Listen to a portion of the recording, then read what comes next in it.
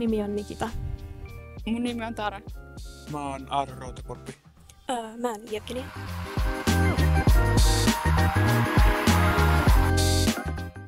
Mulle kestävyys tarkoittaa semmoista tapaa elää, jolla taataan hyvä tulevaisuus myös seuraaville sukupolville. No mä sanoisin, että nuorilla tänä päivänä on aika suuri mahdollisuus tuoda omalla luovuudella ja energialla erilaisia ratkaisuja ja ideoita myöskin. Ja aikuiset voisivat antaa esimerkkiä ja ohjata.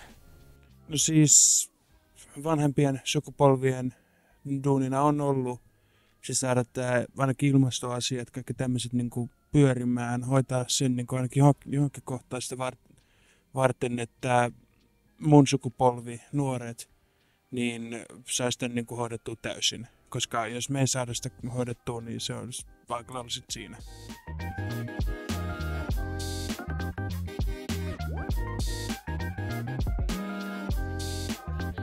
No ennen mä en ole kauheasti käynyt katsomassa oopperoita.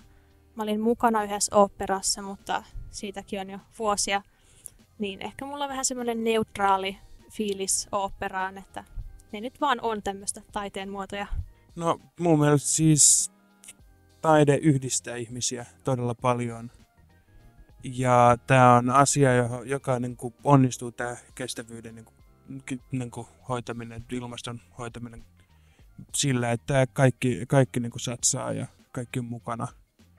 Eli siinä mielessä kyllä taide pystyisi olla hyvä menetelmä siihen.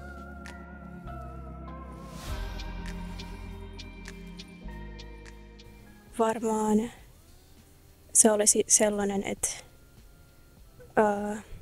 ihmisten ja planeetan hyvinvoinnista huolehdittaisiin. Mun mielestä joo, varsinkin semmoinen luovuus, koska se tavallaan auttaa eteenpäin. Koska jos ei olisi luovuutta, niin jäätäisi paikalleen, koska sillä saadaan kun on uusia ideoita, niin on uusia ratkaisuja. Ja sitten taide myös on mun mielestä, silläkin on rooli, että taiteella sillä voi vaikuttaa ja sillä voi levittää tietoa.